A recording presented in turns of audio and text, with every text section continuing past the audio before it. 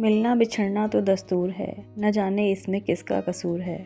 यादें संजोकर चल दिए, कुछ खट्टे मीठे पल लिए। उनके चले जाने से ज़िंदगी रुकी नहीं, लेकिन वो खाली जगह कभी भी भरी नहीं।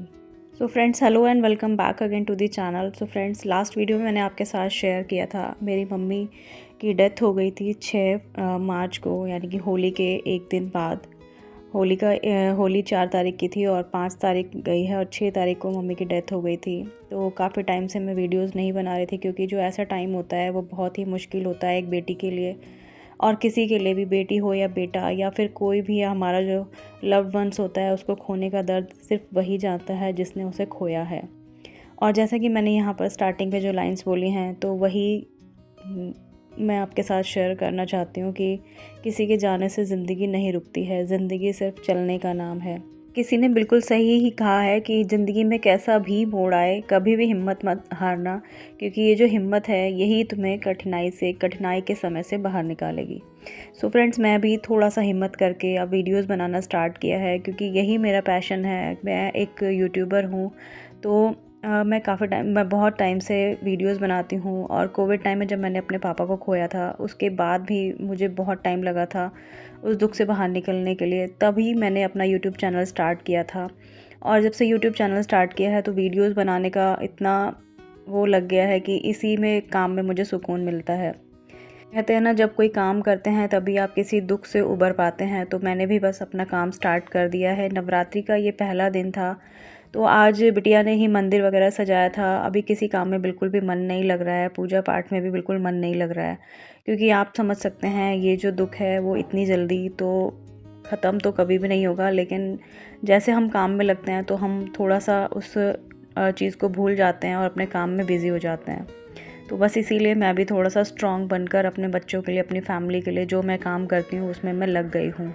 और जो फ्रेंड्स मेरे रेगुलर व्यूअर हैं वो जानते होंगे कि मैं क्लाउड किचन चलाती हूँ। तो नवरात्रि के एक दिन पहले ही मेरे पास एक ऑर्डर आ गया था। तो जो मैं आज खाना बना रही हूँ, ये मैं बना रही हूँ डोनेशन के लिए। तो कि मेरे एक क्लाइंट हैं, उनको डोनेशन करना था फूड। तो उन्होंने मुझसे 20 पैकेट्स बनाने का ऑर्डर दिया था मुझे। तो उसमें बनानी थी आलू गोभी की सब्ज़ी और साथ में पूरियाँ बनानी थी। तो बस वही सब मैंने थोड़ी सी प्रिपरेशन सुबह से ही कर ली थी। आलू बॉयल कर लिए थे। हालांकि वीडियो के स्टार्टिंग में मैं सारी चीज़ें आपको डिटेल में बता नहीं पाई हूँ। तो बहुत ही सिंपल सी रेसिपी है, कोई कॉम्प्लिकेटेड रेसिपी नहीं है, इसे कोई बना नहीं सकता। तो वैसे तो मैं ये वीडियो शेयर नहीं करती, लेकिन नवरात्रि का फर्स्ट डे था और ये क्लाउड किचन का ऑर्डर था, तो मैंने इसको बिना सोचे समझे ले लिया। और मुझे बस लगा कि ये ऑर्डर ले लेना चाहिए, क्योंकि जो मेरे हाथों से खाना बनेगा वो गरीब लोगों में बटेगा। तो मुझे कहीं ना कहीं लगा कि मेरे हाथों से किसी की सेवा हो रही है। कहीं ना कहीं जो दान होता है, दान पुण्य होता है, या फिर जो भी हमारे पितृ होते हैं या फिर हमारे पेरेंट्स होते हैं जो अब इस दुनिया में नहीं है, वो किसी ना किसी तरह से हमसे सेवा ले लेते हैं, या फिर हम भगवान की ही सेवा समझकर ऐसा काम करते हैं। तो मैंने ये ऑर्डर ले लिया था। बस यहाँ पर इसको बिना प्याज के और बिना लहसुन के मैंने छौंक दिया है, क्योंकि नवरात्रि डेज़ में जो भी खाना खाया जाता है वो बिना लहसुन प्याज के ही बनता है। हालांकि जो किचन का काम है उसमें मेरा बिल्कुल भी मन नहीं लग रहा है, तो मुझे लग रहा था कि सब्ज़ी थोड़ी सी यहाँ पे घुल गई है। और लेकिन जब मैंने इसको टेस्ट किया था सब्ज़ी का, तो सब्ज़ी बहुत ही ज़्यादा टेस्टी लग रही थी। और यहाँ पर मैंने इसको दूसरी वाली कढ़ाई में शिफ्ट कर दिया था, क्योंकि इस कढ़ाई में ये जो सब्ज़ी है वो आ नहीं रही थी। तो 2 कढ़ाई में मैंने रख के इसको अच्छे से पका दिया था। तो सब्ज़ियाँ मेरी बन गई थी। बस इसके बाद मुझे अब पूरी की तैयारी करनी थी, और बस फिर मैंने आटा वगैरह गूँथ लिया था। और ये दोपहर का टाइम था, तो जो मैंने क्लाउड किचन के लिए सब्ज़ी बनाई थी यानी ऑर्डर के लिए, वो बिल्कुल सेपरेट रखी हुई थथी। और दोपहर का लंच का टाइम था, तो बच्चों के लिए भी रोटियां और मैंने आलू मटर की सब्ज़ी सेपरेटली बना दी थी, क्योंकि मैं ऑर्डर को और क्लाउड किचन के इस तरह का बल्क ऑर्डर आता है तो उसमें मैं मिक्स नहीं करती हूँ। हालांकि मुझे लग रहा था कि सब्ज़ी पूरी हो जाएगी कंप्लीट, मतलब कम नहीं पड़ेगी, लेकिन फिर भी मैं रिस्क नहीं लेना चाहती थी कि किसी भी तरह से क्लाउड किचन के ऑर्डर में कोई कमी आए। और फ्रेंड्स, इस तरह का कोई ऑर्डर आता है तो वैसे तो मैं अकेले पूरी मतलब उसको पूरा करने की कोशिश करती हूँ, लेकिन आज मैंने अपनी मेड की हेल्प ले ली थी पूरी उतारने के लिए। तो शाम के टाइम मैंने उसको थोड़ा जल्दी बुला लिया था, क्योंकि मैं बर्तन करवाती हूँ किचन में जब से मैंने क्लाउड किचन ओपन किया है। खैर, अभी 1-2 महीने से ही मैंने बर्तन के लिए मेड हायर करी है। तो जब भी आपको ज़रूरत लगे तो इस तरह की मेड वगैरह आप हायर कर सकते हैं, क्योंकि अकेले इस तरह के काम करना पॉसिबल नहीं होता है। अगर आपके पास हेल्पिंग हैंड है तो आप किसी भी काम को ज़्यादा परफेक्शन से और जल्दी कर सकते हो।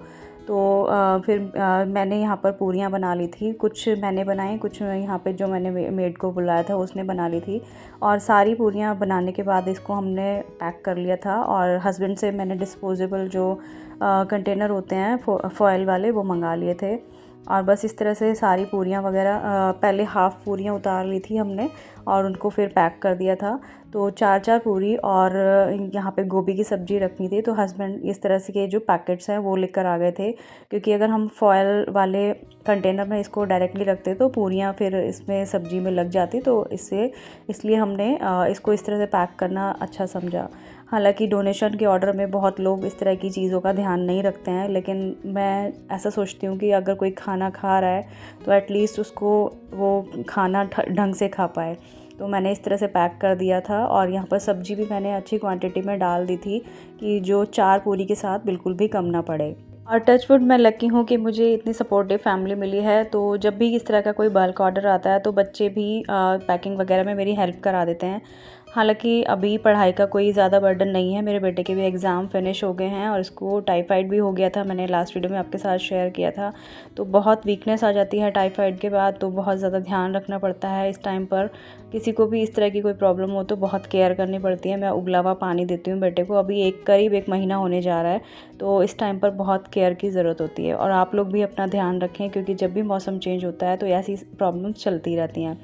सो खैर हमारा जो ऑर्डर है टाइम से पूरा हो गया था। 6:30 बजे मुझे ये ऑर्डर देना था और एग्जैक्ट 6:30 से पहले 5 मिनट पहले हमने इसको पैक भी कर लिया था, क्योंकि मैं नहीं चाहती थी कि इस ऑर्डर में ज़रा सा भी डिले हो। तो मैंने कस्टमर को फ़ोन किया, लेकिन उनका फ़ोन जब मैंने उनसे फ़ोन पर बात करी तो उन्होंने बोला कि अभी आधा घंटे बाद मैं ले लूँगी, आप आराम से पैक कर लीजिए।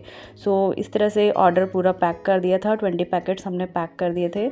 और करीब 7 सवा 7 बजे जिनका ये ऑर्डर था वो लेने के लिए आ गए थे घर पर ही, और मैंने इस तरह से ये ऑर्डर अपना पूरा किया। आई होप फ्रेंड्स ये वीडियो आपको थोड़ा भी अच्छा लगा होगा, तो मुझे सपोर्ट करने के लिए लाइक ज़रूर कीजिएगा। Bye bye.